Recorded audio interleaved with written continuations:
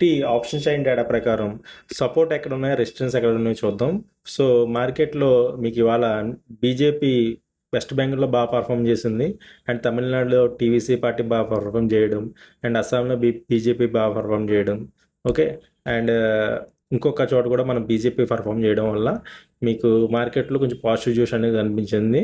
So రేపటికి same అదే జోష్ కంటిన్యూ అవుతుందని నేను ఎక్స్పెక్ట్ చేస్తున్నాను. సో ఆ లెవెల్స్ ఏంటో, సపోర్ట్ అండ్ రెసిస్టెన్సెస్ చూసుకున్న తర్వాత నా వ్యూ ఏంటో మీకు చెప్తాను. Let's see.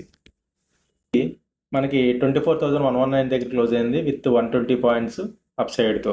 ఓకే, మనకి రేపటికి నిఫ్టీ సపోర్ట్ చూసుకున్నట్టయితే 24,000 దగ్గర ప్లేస్ అయింది. ఇక్కడ హైయెస్ట్ కాంట్రాక్ట్స్ బిల్డ్ అయినాయి.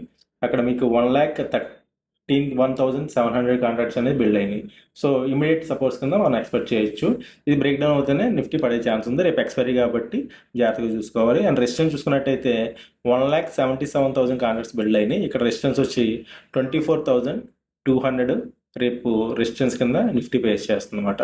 ఓకే, నిఫ్టీ 24,119 దగ్గర క్లోజ్ అయింది. చార్ట్ ప్రకారం చూసుకున్నట్టయితే మనకి ఇన్సైడ్ బార్ ఫామ్ అవుతుందని చెప్పాను కదా. ఈ రెసిస్టెన్స్ 24,200 ఇది 2 సార్లు బ్రేక్ అయింది, కానీ దానిపైన క్లోజ్ అవ్వట్లా. ఎప్పుడైతే మార్కెట్ 24,200 పైన క్లోజ్ అవుతుందో అప్పుడు ర్యాలీ పికప్ అవుతుందని చెప్పి నేను ఎక్స్పెక్ట్ చేస్తున్నాను. సో బ్రేక్ అవ్వాలని చెప్పి కోరుకుందాం. ఈ ఆప్షన్ చైన్ డేటా ప్రకారం 24,000 సపోర్ట్, రెసిస్టెన్స్ 24,200 ఉంది.